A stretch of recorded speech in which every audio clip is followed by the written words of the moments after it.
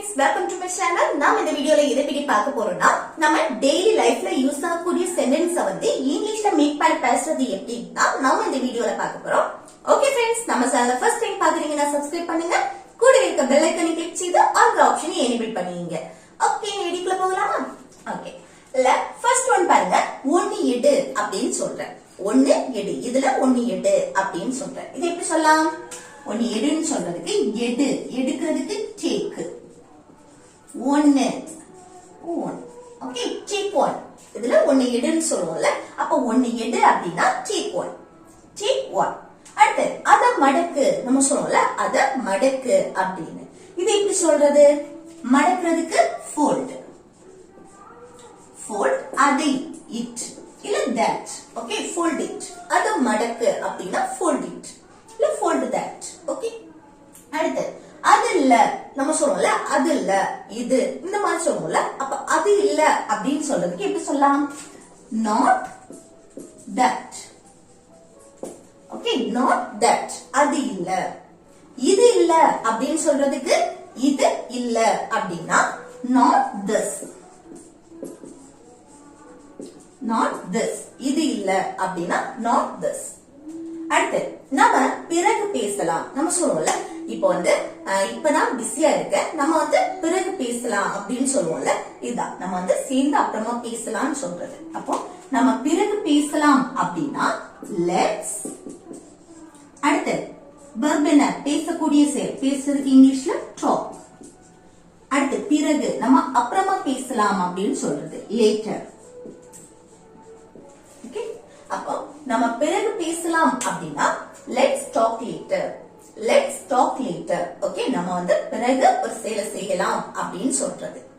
அடுத்து நம்ம அங்க அப்புறமா போகலாம், நம்ம அங்க பிறகு போகலாம் சொல்ற. இது வந்து என்னது? நம்ம அங்க அப்புறமா போகலாம் அப்படின்னு சொல்லலாம். சரியா? இது எப்படி சொல்றது? லெட்ஸ். அடுத்து போறதுக்கு இங்கிலீஷ்ல கோ. அடுத்து அங்க, அங்கேனா there. அடுத்து அப்புறமா, பிறகு அப்படின்னா later. அப்போ நம்ம அங்க அப்புறம் போகலாம், நம்ம அங்க பிறகு போகலாம் அப்படின்னா let's go there later, let's go there later. Okay. அடுத்து அத நம்ம பிறகு செய்யலாம், நம்ம சொல்லுவோம்ல இப்ப வேண்டாம், அத நம்ம பிறகு செய்யலாம். இதை எப்படி சொல்றது? let's. அடுத்து verb என்ன? செய்யலாம், செய்யறதுக்கு இங்கிலீஷ்ல do. அடுத்து அதை, அதைனா it.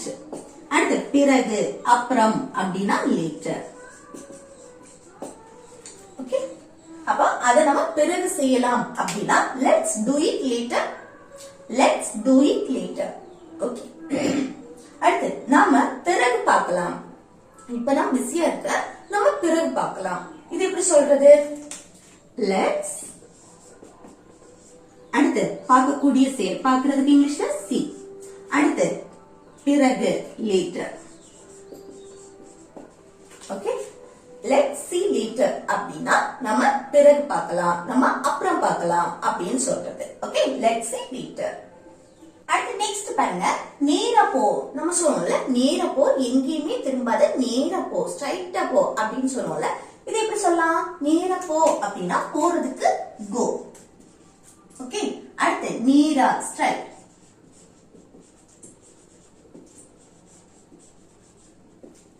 go straight அப்படின்னா நேரா போ, go straight. அடுத்து வழி கேளு, அங்க போறதுக்கு வழி கேளு அப்படி. இது எப்படி சொல்லலாம்? கேளு, கேக்குறதுக்கு ask. வழி, the way. வழி கேளு அப்படின்னா ask the way, ask the way, வழி கேளு. அடுத்து நேரம் முடிஞ்சது, நம்ம சொல்லுவோம்ல நேரம் முடிஞ்சது. இது எப்படி சொல்லலாம்? நேரம் முடிஞ்சது அப்படின்னா time's up, time's up. இல்லனா time is up அப்படின்னு சொல்லலாம், இல்ல time's up அப்படின்னு சொல்லலாம். சரியா? நேரம் முடிஞ்சது. அடுத்து அது திருப்பி கொடு அப்படின்னு சொல்லுவோம்ல, அத திருப்பி கொடு அப்படின்னு.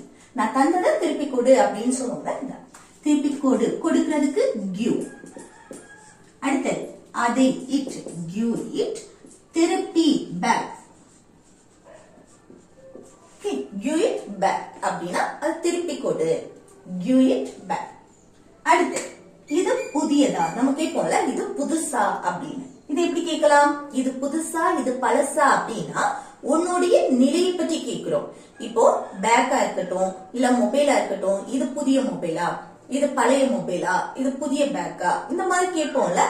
இப்படி உன்னோட நிலையை பற்றி கேட்கும் போது அங்க பி வெர்ப் யூஸ் பண்ணி தான் கேட்போம். சரியா? இது கொஸ்டின் கேட்கிறோம். சோ பி வெர்ப் யூஸ் பண்ணி தான் கொஸ்டினே கேட்போம். அப்ப எப்படி? இது புதியதா அப்படின்னா பிரசன்ட்ல கேட்கிறது. அப்ப பிரசன்ட்ல பி வெர்ப் என்னலாம்? am, is, are. am, is, are. இந்த மூணுல ஒண்ணு தான் நம்ம யூஸ் பண்ணணும். அது என்னது? இது புதியதா அப்படின்னு கேட்கிறோம். அப்ப சப்ஜெக்ட் இதுனா ஒன்னே ஒண்ண மட்டும் வச்சு பேசுங்க. அப்ப என்ன? this. சப்ஜெக்ட் என்ன வரும்? this. அப்ப thisக்கு முன்னாடி என்ன யூஸ் பண்ணணும்? is. ஒன்னே ஒண்ண மட்டும் வச்சு பேசுறோம் அப்படின்னா அங்க is யூஸ் பண்ணணும். is this. அடுத்து புதியதான் கேட்கிறோம். new. is this new? இது புதியதா? is this new? ஓகே. அடுத்து நெக்ஸ்ட் பாருங்க, அவ இங்க இல்ல. இப்போ ஒருத்தவங்க கேக்குறாங்க அவ அங்க இருக்காளா அப்படின்னு. அப்ப நம்ம என்ன சொல்லுவோம்? அவ இங்க இருக்கான்னு சொன்னா இருக்கா, இல்லைன்னா இல்லைன்னு சொல்லுவோம் தானே. அப்போ நெகட்டிவ்னா இல்ல, பாசிட்டிவ்னா இருக்கா அப்படின்னு. இது என்னது? ஒருத்தவங்களுடைய நிலை, இருப்பிடத்தை பற்றி சொல்றது. ஓகே, அவங்க இங்க இருக்காங்களா இல்லையா. அப்ப இங்க என்னன்னா மெயின் வெர்பா பி வெர்ப் தான் நம்ம யூஸ் பண்ணுவோம். ஓகே, ஒருத்தவங்களுடைய இருப்பிடத்தை பற்றி நம்ம சொல்லும் போது அவங்க அங்க இருக்காங்க இல்ல இந்த மாதிரி சொல்லும் போது அங்க பி வெர்ப் தான் யூஸ் பண்ணுவோம். அப்ப என்னன்னா ஃபர்ஸ்ட் அவள்னா சப்ஜெக்ட் she. அடுத்து என்னன்னா பி வெர்ப் வரும். இப்போ பிரசன்ட்ல தான் நம்ம சொல்றோம். ஓகே, அவ அங்க இருக்கா இல்ல அப்படின்னு சொல்லிட்டு. அப்ப பிரசன்ட் யூஸ் பண்ணும்போது இங்க என்ன வரணும்? இந்த மூணுல ஒண்ணு she வந்தாச்சு. அப்ப is தான் யூஸ் பண்ணும். she is. அடுத்து என்ன வரணும்? அவங்க இல்லன்னு நெகட்டிவ்னால not சேர்க்கிறோம். ஓகே, அடுத்து இங்கனா here. அப்ப அவ இங்க இல்ல அப்படின்னா she is not here. she is not here. இது அவ இங்க இருக்கா நம்ம சொல்லல, அவ இங்கதான் இருக்கா, அவ இங்க இருக்கா அப்படின்னா she is here. ஓகே, இந்த not சேர்க்காம she is here. ஓகே, இங்க இல்லைன்னு சொல்லும்போது she is not here. அடுத்து எந்த சாவி உன்னுடையது நம்ம கேட்போம்ல, எந்த சாவி உனக்குது அப்படின்னு கேட்போமா. இது எப்படி கேட்கலாம்? எந்த சாவி உனக்குதுன்னு கேட்கும் போது எப்படி கேட்கிறது? எந்த சாவி, which key சேர்த்து. சரியா? எந்த சாவின்னு கேட்கும் போது which key. ஓகே, அடுத்து be verb is சேர்க்கணும். which key is. அடுத்து உன்னுடையது அப்படின்னு சொல்லும் போது yes. அப்போ எந்த சாவி உன்னுடையதுன்னு கேட்கும்போது இது எப்படி சொல்லலாம்? which key is yours, which key is yours. Okay, அடுத்து நெக்ஸ்ட் பாருங்க, ஏன் அது காலியா உள்ளது நம்ம கேட்போம்ல, ஏன் அது காலியா இருக்கு அப்படின்னு. இது உன்னோட நிலையை பற்றி நம்ம கேட்கிறோம். ஏன் காலியா இருக்கு, ஏன் அது ஃபுல்லா இருக்கு, ஏன் அது பாதியில இருக்கு, இந்த மாதிரி நம்ம கேட்போம்ல, உன்னோட நிலையை பற்றி கேட்கறது. அப்ப அங்க என்னது? பி வெர்ப் யூஸ் பண்ணி தான் நம்ம கேட்போம் தானே. அப்ப இங்க பாருங்க, ஏன் WH கொஸ்டின் இருக்கா, அதனால அதை ஃபர்ஸ்ட் எழுதணும். ஏன், why. அதுக்கு அடுத்துதான் பி வெர்ப் யூஸ் பண்ணணும். இல்ல பி வெர்ப் என்ன வரும்? ஏன் அது காலியாக உள்ளது. அப்ப சப்ஜெக்ட் என்ன? அதுனா இட் இல்ல தட்னு கூட போட்டுக்கலாம். சரியா? அப்ப இட் ஒண்ணே ஒண்ணுதான் நம்ம மென்ஷன் பண்றது. அதனால இங்க என்ன வரணும்? is யூஸ் பண்ணுவோம். பிரசன்ட் ஃபார்ம்ல பேசுறோம். அதுவும் சப்ஜெக்ட் சிங்குலரா இருந்துச்சுன்னா இங்க is யூஸ் பண்ணுவோம். சரியா? அடுத்து என்னது? காலியாக, empty. ஓகே, அப்போ ஏன் அது காலியா இருக்கு அப்படின்னா why is it empty, why is it empty. Okay, அடுத்து என்கிட்ட சொல்லாம வெளியே போகாத நம்ம சொல்லுவோம்ல, என்கிட்ட சொல்லாம வெளியே போகாத. இது எப்படி சொல்லலாம்? என்கிட்ட சொல்லாமல், இது அப்படி இருக்கட்டும், வெளியே போகாத. அப்போ ஒரு செயலை செய்யாதே அப்படின்னு சொல்லும் போது don't, நெகட்டிவ் தானே, don't. அடுத்து போகாதே, go, don't go அப்படின்னா போகாதே, வெளியே, out. ஓகே, வெளியே போகாத அப்படின்னா don't go out, don't go out.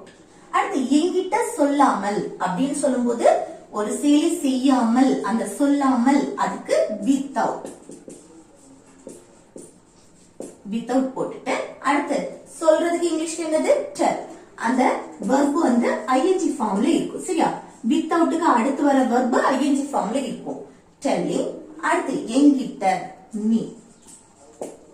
Okay, என்கிட்ட சொல்லாம வெளிய போகாத அப்படினா don't go out without telling me. don't go out without telling me. Okay, அடுத்து என்கிட்ட கேட்காம எதுவும் செய்யாத. நம்ம சொல்றோம்ல என்கிட்ட கேட்காம எதுவும் செய்யாத. இது எப்படி சொல்லலாம்? என்கிட்ட கேட்காம இது அப்படி இருக்கட்டும். எதுவும் செய்யாத அப்படினா செய்யாதே. don't do. don't do அப்படினா செய்யாத. எதுவும் anything. ஓகே, எதுவும் செய்யாதேனா don't do anything. don't do anything. அடுத்து என்கிட்ட கேட்காமல். அப்போ கேட்காமல் without. அடுத்து verb கேக்குறது. கேக்குறதுக்கு ask கூட ing சேர்த்து பேசும் தானே asking. அடுத்து என்கிட்ட நீ. அப்ப என்கிட்ட கேட்காம எதுவும் செய்யாத அப்படின்னா don't do anything without asking me. don't do anything without asking me. Okay, அடுத்து நான் கதவை பூட்ட மறந்துட்டேன். நம்ம சொல்றோம்ல நான் வந்து கதவை பூட்ட மறந்துட்டேன். இது எப்படி சொல்றது? மறந்துட்டேன், முடிஞ்சு போன விஷயத்த பத்தி நம்ம பேசுறோம். அப்ப எப்படி? ஃபர்ஸ்ட் நான் சப்ஜெக்ட் ஆகி அடுத்து என்ன? இது வந்து பாசிட்டிவ் சென்டென்ஸ் தானே. அப்ப ஃபர்ஸ்ட் சப்ஜெக்ட் எழுதணும், அடுத்து verb எழுதணும். verb எது? மறக்கிறது. இது பூட்டுறது என்னது? verb தான். ஆனா லாஸ்ட் ஒன்ன நம்ம ஃபர்ஸ்ட் எடுக்கணும். சரியா?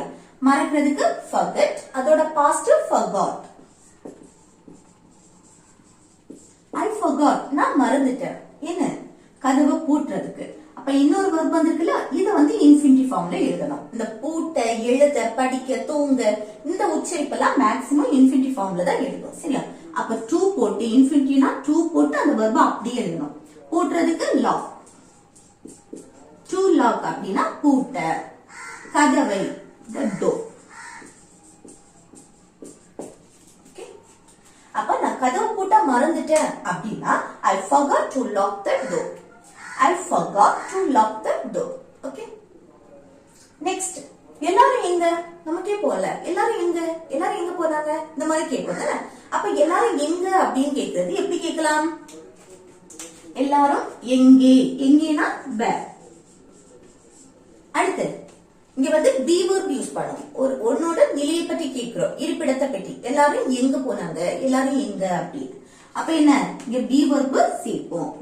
is எல்லாரும் everyone இல்லனா everybody அப்படினு கூட சொல்லிக்கலாம். everyone everybody எல்லாரும் கேங் அப்படினா ஒண்ணுக்கு மேற்பட்டவங்கள மென்ஷன் பண்றது. சோ இங்க இஸ்ஸா வரும் அப்படினா நீ இஸ்தா வரும். ஓகே, இந்த everyone, no one, nobody இந்த மாதிரி நம்ம சொல்லுவோம்ல, anyone, anybody இப்படி எல்லாம் சொல்லும்போது இங்க வந்து நம்ம இஸ்தா சேர்ப்போம். அப்போ எல்லாரும் எங்க அப்படினா where is everyone. where is everyone இல்லனா where is everybody. ஓகே, அடுத்து நெக்ஸ்ட் பாருங்க. நீ எவ்வளவு சாப்பிட்ட? நம்ம கேட்போம்ல, நான் வந்து இவ்வளவு சாப்பிட்டேன், நீ எவ்வளவு சாப்பிட்ட அப்படின்னு கேட்போம்ல. இது எப்படி கேக்குறது? நீ எவ்வளவு சாப்பிட்ட? முடிஞ்சு போன விஷயத்தை பற்றி நம்ம क्वेश्चन கேக்குறோம். சரியா? அப்போ எவ்வளவு இததான் ஃபர்ஸ்ட் எழுதணும். எவ்வளவுனா how much. how much எவ்வளவு. அடுத்து முடிஞ்சு போன விஷயத்தை பற்றி நம்ம क्वेश्चन கேட்கும்போது, முடிஞ்சு போன விஷயத்த சிம்பிள் பாஸ்ட் டென்ஸ் தானே. முடிஞ்சு போன விஷயத்தை பற்றி நம்ம क्वेश्चन கேட்கும்போது அங்க did யூஸ் பண்ணி கேட்போம் தானே.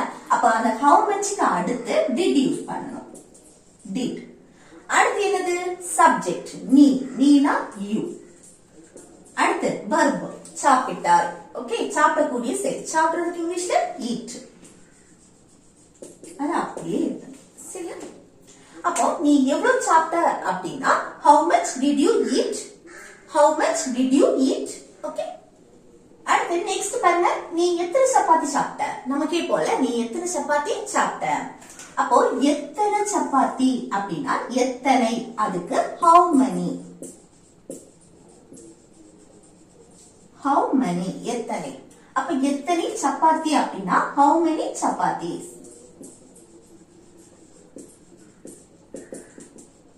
Okay, how many chapatis. அடுத்து என்ன வரணும்? நம்ம வந்து முடிஞ்சு போன விஷயத்தை பத்தி தானே क्वेश्चन கேக்குறோம். அப்ப அங்க என்ன சேர்க்கணும்? did சேர்க்கணும். தானே ஆக்சிலரி வெர்ப் did. இதேதான் how much எவ்வளவு. இது எத்தனை சப்பாத்தின்னு சொல்லும்போது how many chapatis. அடுத்து did போட்டாச்சு. அடுத்து நீனா சப்ஜெக்ட் யூ. அடுத்து verb சாப்பிட்டாய். சாப்பிடுறதுக்கு இங்கிலீஷ்ல eat. ஓகே. அப்ப நீ எத்தனை சப்பாத்தி சாப்பிட்ட அப்படின்னா how many chapatis did you eat? How many chapatis did you eat? Okay. அடுத்து நான் நிறைய சாப்பிட்டேன். நம்ம சொல்லுவோம்ல நான் வந்து நிறைய சாப்பிட்டேன். இது எப்படி சொல்றது? நான் நிறைய சாப்பிட்டேன் முடிஞ்சு போன விஷயத்தை பற்றி நம்ம சொல்றோம்.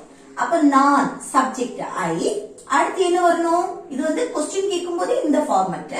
அடுத்து நம்ம வந்து ஸ்டேட்மெண்ட் சாதாரணமா பேசும்போது ஃபர்ஸ்ட் சப்ஜெக்ட் எழுதுவோம். அடுத்து என்னது? verb. நிறைய சாப்பிட்டேன். சாப்பிடக்கூடிய செயல். சாப்பிட்டதுக்கு இங்கிலீஷ் என்னது? eat. அதோட பாஸ்ட் ate. ஏன்னா ஆல்ரெடி சாப்பிட்டாச்சு.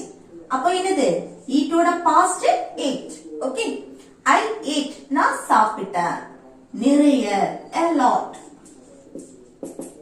ஓகே. அப்ப நான் நிறைய சாப்பிட்டேன் அப்படின்னா I ate a lot. I ate a lot. Okay. அடுத்து நான் கொஞ்சமா சாப்பிட்டேன். நம்ம சொல்லுவோம்ல நான் கொஞ்சமா சாப்பிட்டேன் அப்படி. இது எப்படி சொல்றது? சப்ஜெக்ட் நான் I. அடுத்து சாப்பிட்டேன் முடிஞ்சு போன விஷயத்தை பத்தி தான் பேசுறோம். சரியா? அப்ப என்ன? அடுத்து verb வரும். verb சாப்பிடக்கூடிய செயல். eat. அதோட past ate. Okay.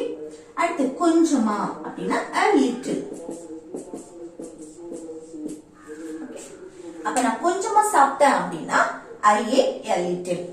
I ate a little. Okay. அடுத்து எனக்கு தூக்கமா வருது. நம்ம சொல்லுவோம்ல எனக்கு வந்து தூக்கமா வருது அப்படின்னு. இது எப்படி சொல்லலாம்? எனக்கு தூக்கமா வருது அப்படின்னா எனக்கு சப்ஜெக்ட் ஆகி அடுத்து தூக்கமா வருது அந்த ஃபீல் உணர்றது. ஓகே. தூக்கம். அப்போ ஃபீல். I feel. அடுத்து sleepy தூக்கத்துக்கு. ஓகே. I feel sleepy. அப்போ எனக்கு தூக்கமா வருது அப்படின்னு சொல்றதுக்கு I feel sleepy. I feel sleepy. Okay. இது நம்ம present continuously சொல்லலாம். எப்படி? I am feeling sleepy. I am feeling sleepy. Okay. Okay. Next பாருங்க இந்த ரெண்டுமே ஹோம்வொர்க். சரியா? இது பழையதா? நம்ம கேட்போம்ல இது பழசா அப்படின்னு. இது எப்படி கேக்குறது? இது பழசா அப்படின்னு கேக்குறோம். இது எப்படி கேக்குறதுன்னு கமெண்ட் பாக்ஸ்ல கமெண்ட் பண்ணுங்க. அடுத்து நம்ம பிறகு விளையாடலாம். இப்ப வேண்டாம். இப்ப நான் கொஞ்சம் பிஸியா இருக்கேன். நம்ம வந்து பிறகு விளையாடலாம் அப்படின்னு சொல்றோமா? இது எப்படி சொல்றது? இப்படி இதை எப்படி சொல்றதுன்னு கமெண்ட் பாக்ஸ்ல கமெண்ட் பண்ணுங்க. ஓகே फ्रेंड्स, இந்த வீடியோ உங்களுக்கு யூஸ்ஃபுல்லா இருக்குன்னு நினைக்கிறேன். யூஸ்ஃபுல்லா இருந்துச்சுன்னா வீடியோக்கு லைக் பண்ணுங்க, உங்க ஃப்ரெண்ட்ஸ்க்கு ஷேர் பண்ணுங்க.